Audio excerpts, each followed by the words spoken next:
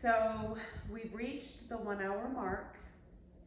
Halfway through the cooking at 30 minutes, I peeked underneath the foil just to make sure that the cast iron pozole had enough liquid in it that I didn't have to add the last quarter cup or so of the stock.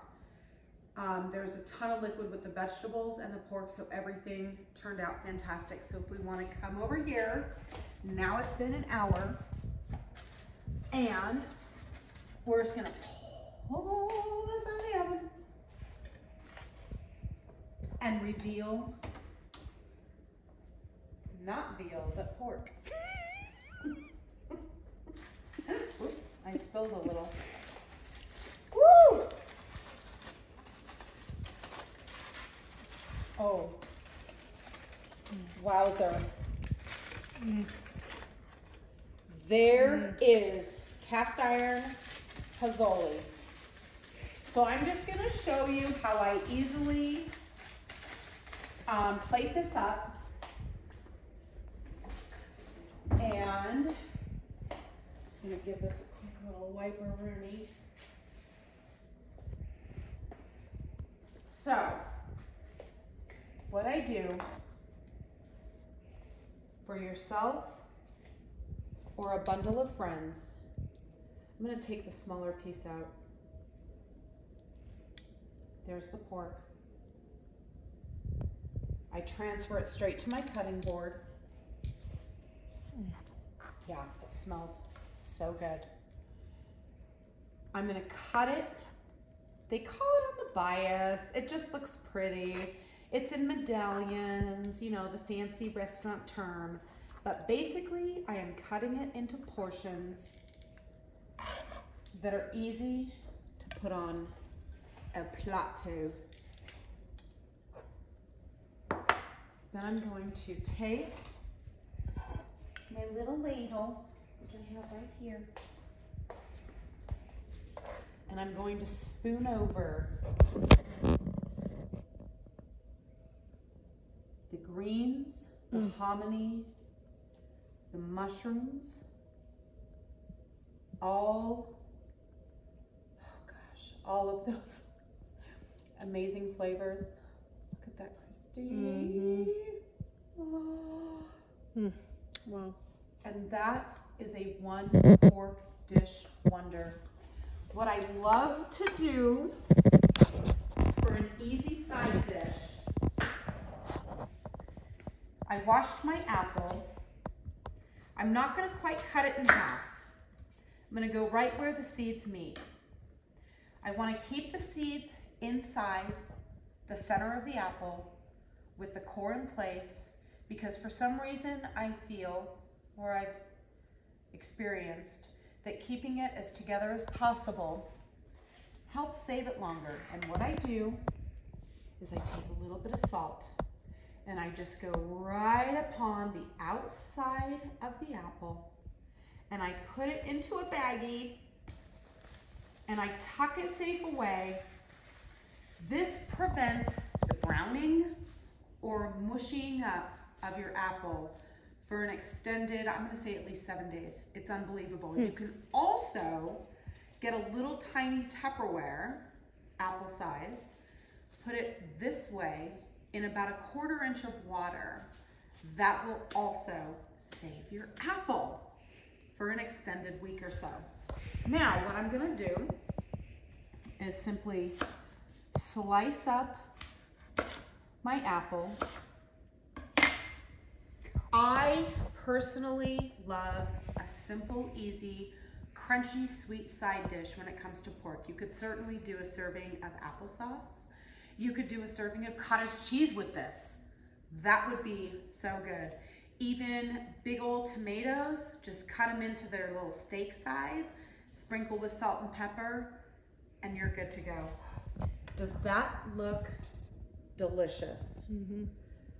I mean, holy moly. Well, holy pozole. So, this is dinner.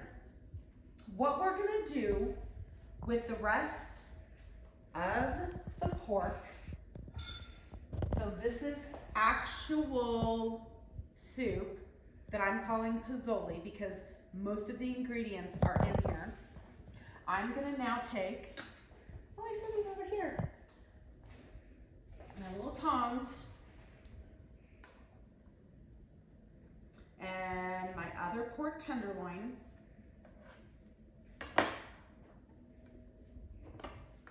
And we're gonna cut it fairly thin. I'm gonna say 1/2 inch to 1 inch.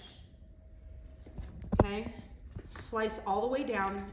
Again, this part does not have to be perfect. I'm gonna take a few slices. Well, I'm gonna try to spin it, but I'm gonna take a few slices and we're just gonna go into bite-sized pieces, 1 inch. I already have some pork that I cut up, so I'm just gonna add this to my transferring bowl.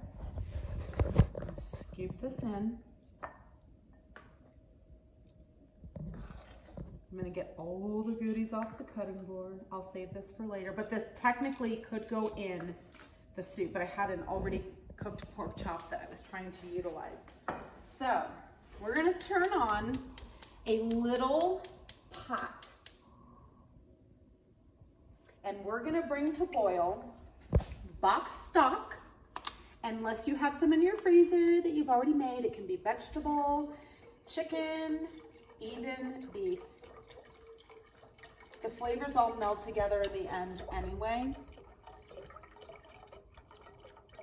So I'm using just over 1/2 of this container because to make this a little more pozole, I'm adding in an entire can.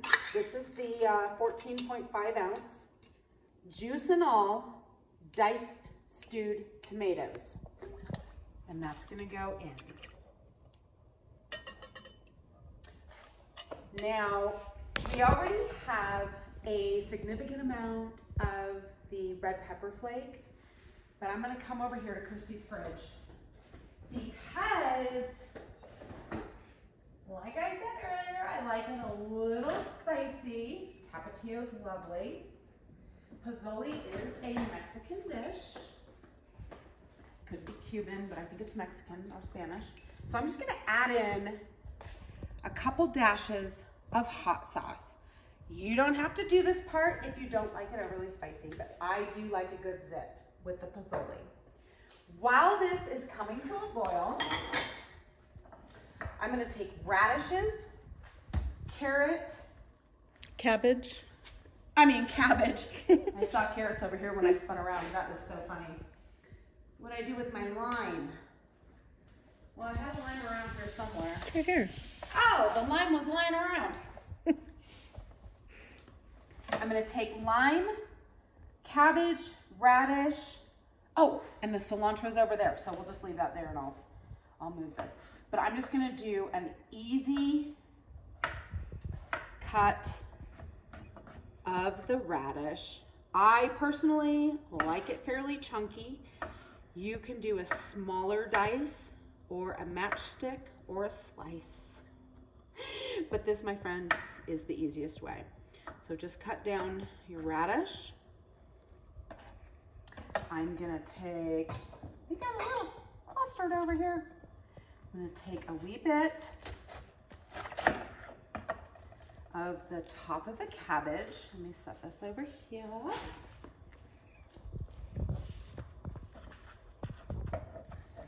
This is traditional for the topping of this soup. The vegetables stay raw. And the essence of the sour cream cools everything off if you have a strong zip to it. So that's that. So, in this cast iron is the rest of the goodies, the goodness, shall I say.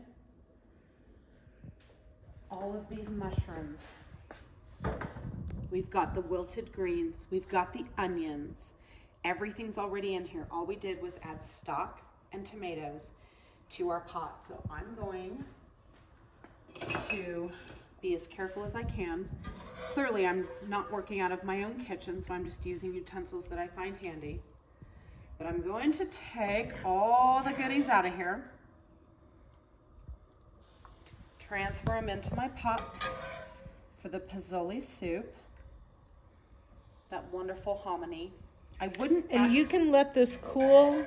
Oh, yes. And do this like a day or two later. A day or two later. Absolutely. I would take it out of the cast iron. If you're going to store it in your fridge, I would put it in a Tupperware.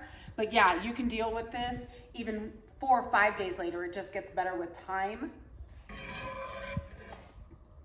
And I'm going to be super ambitious and see how my pouring skills are. I'm going to take the rest of this liquid because there's so much flavor in this. And it's just going to go right inside until I feel that the safety zone is over. I will definitely munch on this for lunch. That will not go to waste. But this is the beginning of the pozole. What I want to do now is gently, sorry, I'm not left-handed, gently spoon in the pork or knife in the pork. And we're going to bring this to a hearty boil. If we put the lid on, that will help the boiling process. And when you have leftover stock, you can store this in your fridge or freeze it. Either way, if I freeze it, I put it in a real nice thick Ziploc. The thinner ones tend to leak, and I've had a couple issues with it melding into my ice cube tray. So I highly recommend a good, solid, sturdy baggie or Tupperware. So while this is cooking up, I think I'm just going to take a second and grab a little fork and just see if there's any difference between tenderloin or, oh my gosh, it just like cuts. Butter knife, wouldn't even need that. A little bit of hominy.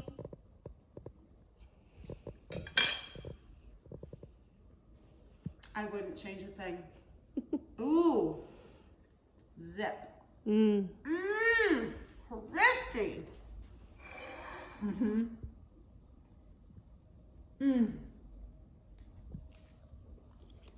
Oh my God. Do you like? Oh my God.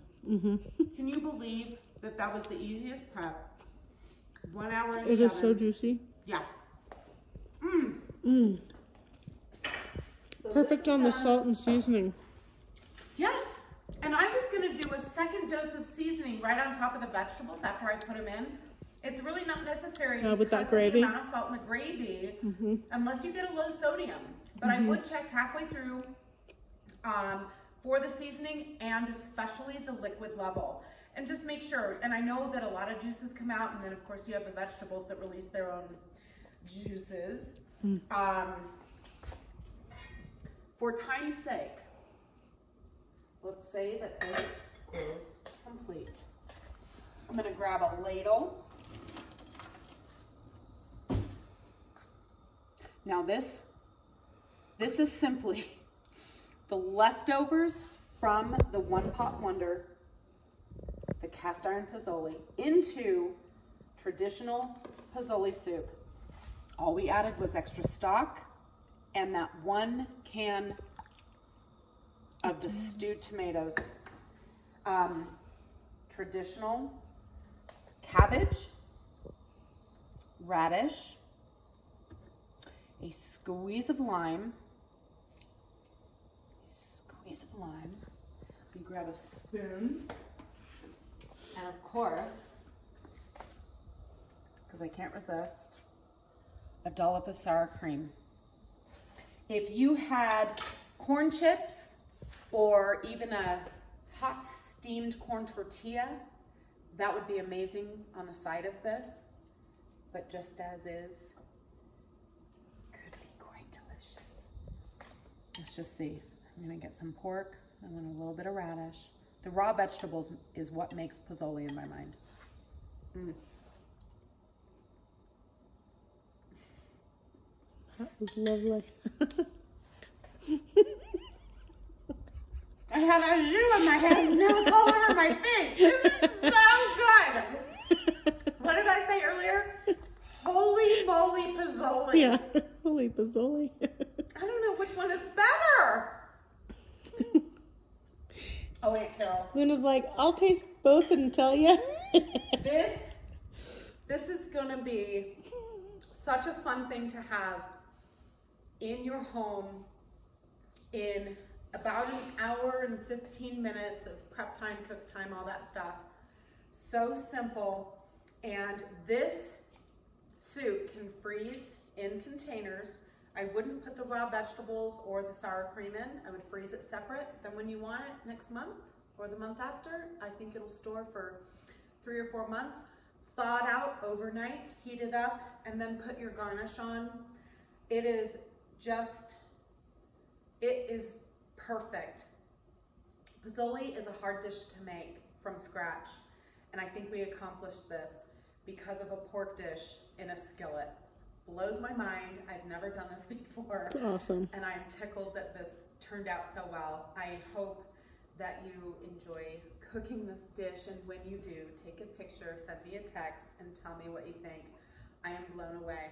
And maybe on my summer break, Christina will come out and maybe we'll just cook with you at home.